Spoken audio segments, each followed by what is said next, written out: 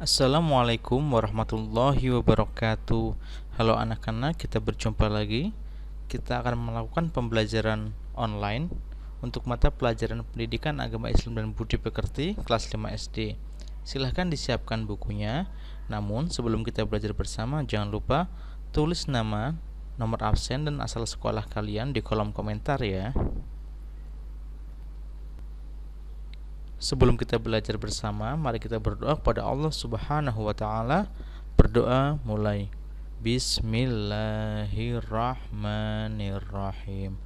Raditu billahi rabba wa bil islami dina wa bi Muhammadin nabiyyan wa rasula. Rabbi zidni ilma warzuqni fahma. Amin ya rabbal alamin. Untuk pelajaran kali ini adalah Rasulullah idolaku bagian 3. Setelah minggu sebelumnya kita sudah belajar bersama-sama bagian 1 dan 2, sekarang kita akan belajar bagian 3, kisah keteladanan Nabi Muhammad sallallahu alaihi wasallam.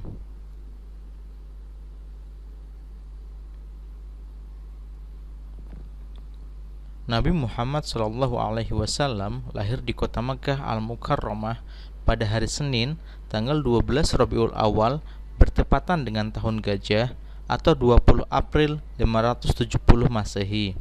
Nabi Muhammad Shallallahu Alaihi Wasallam lahir sudah dalam keadaan yatim. Abdullah, ayahnya, telah lebih dahulu wafat, sedangkan Nabi Muhammad Shallallahu Alaihi Wasallam waktu itu masih dalam kandungan ibunya, kira-kira masih berusia 2 bulan.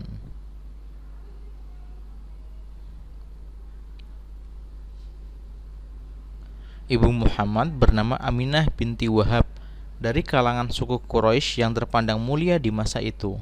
Nabi Muhammad Shallallahu Alaihi Wasallam pada masa bayi diasuh dan disusui oleh Halimah. Setelah usia lebih kurang 2 tahun, Halimah menyerahkan kembali Muhammad kepada ibundanya Aminah.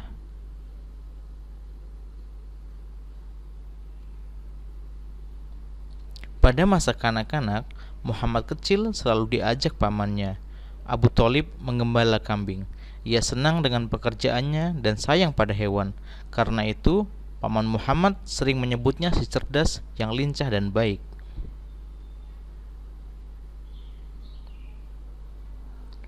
Pada usia muda, Nabi Muhammad Shallallahu Alaihi Wasallam terkenal tabah, sabar, bertanggung jawab, pekerja keras, dan sangat jujur, sehingga ia diberi julukan Al-Amin, artinya terpercaya. Pekerjaan yang digelutinya saat itu adalah berdagang ke negeri Syam. Ia membawa berbagai jenis dagangan milik saudagar kaya bernama Khadijah.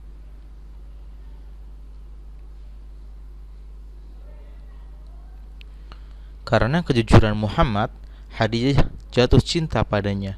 Khadijah akhirnya menjadi istri Muhammad.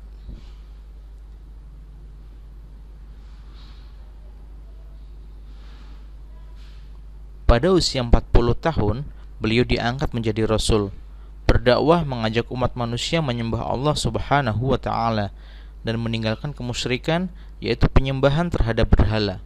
Nabi Muhammad Shallallahu Alaihi Wasallam mempunyai kebiasaan berhalwat, yaitu mengasingkan diri dari keramaian manusia, merenung, mendekatkan diri kepada Allah Subhanahu wa taala. Tempat yang digunakannya adalah di Gua Hiro, kurang lebih 5 km dari arah timur kota Mekah. Dia lakukan ini pada setiap bulan Ramadan tiba.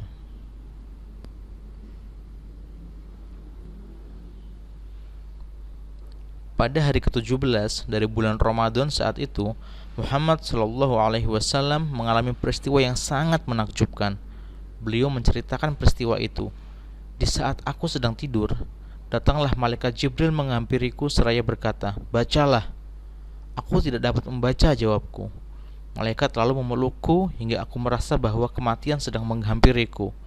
Ia melepaskan diriku lalu berkata lagi, "Bacalah." Aku tidak dapat membaca, jawabku. Ia kembali memelukku lagi hingga aku merasa kematianku tiba. Kemudian ia melepaskan diriku sambil berkata,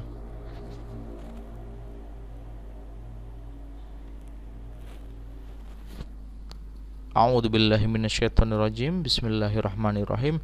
Iqra bismi rabbikal ladzi khalaq. Khalaqal insana min 'alaq. Iqra wa rabbukal akram. Alladzi 'allama bil qalam. 'Allamal insana ma lam ya'lam. Aku telah mengucapkan kata-kata yang dituntunkan malaikat Jibril itu. Hafal seolah-olah tertulis dalam hatiku. Itulah wahyu pertama yang turun kepada Muhammad sallallahu alaihi wasallam, yaitu Quran surat Al-Alaq ayat 1 sampai ayat 5.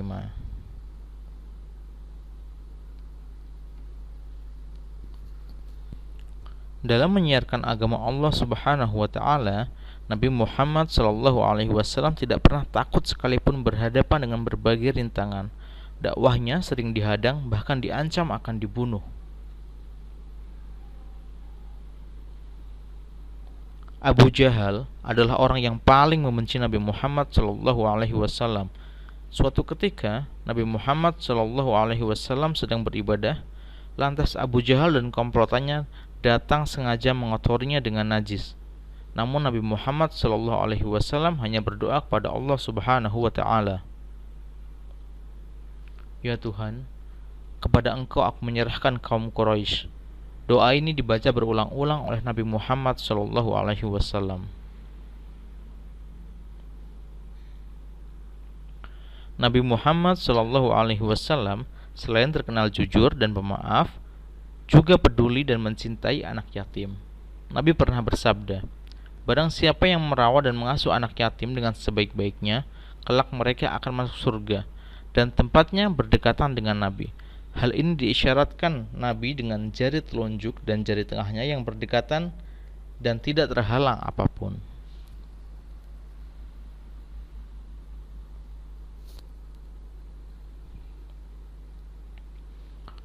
Begitulah cinta Nabi Muhammad sallallahu alaihi wasallam kepada umatnya, terutama kepada anak yatim. Rasul terakhir adalah Nabi Muhammad sallallahu alaihi wasallam. Dialah Nabi dan Rasul penutup. Tidak ada lagi Nabi dan Rasul setelahnya, karena Nabi Muhammad SAW sebagai penutup para Nabi. Maka sering disebut dengan Khatamul Anbiya, artinya penutup atau penghabisan para Nabi dan Rasul.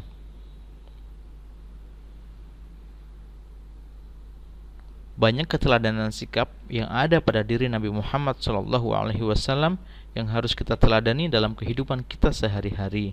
Di antaranya, selalu berkata dan berperilaku jujur kepada semua orang, rajin dan bersemangat dalam mengerjakan sesuatu, bersabar dalam menghadapi cobaan, dan selalu memaafkan kesalahan orang lain, mencintai dan menyayangi anak yatim.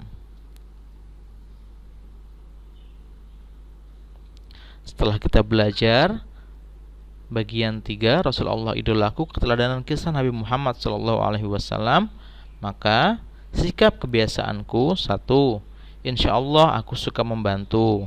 2. Insya Allah aku menjadi orang jujur. Yang ketiga, insya Allah aku suka membaca Al-Quran wahyu Allah Subhanahu wa ta'ala. Yang keempat, insya Allah aku sayang kepada anak yatim. Yang kelima, insya Allah aku yakin bahwa Muhammad sallallahu alaihi wasallam adalah Rasul terakhir. Alhamdulillahirabbil alamin. Pelajaran kita hari ini telah selesai. Semoga apa yang kita pelajari hari ini bermanfaat untuk kehidupan kita, dan semoga kisah keteladanan Nabi Muhammad SAW bisa kita tiru dan kita aplikasikan dalam kehidupan kita sehari-hari. Sebelum kita akhiri, mari kita baca doa kafaratul majelis bersama-sama. Subhanakallahumma wa bihamdika asyhadu an la ilaha illa anta astaghfiruka wa atubu ilaik. Wassalamualaikum warahmatullahi wabarakatuh.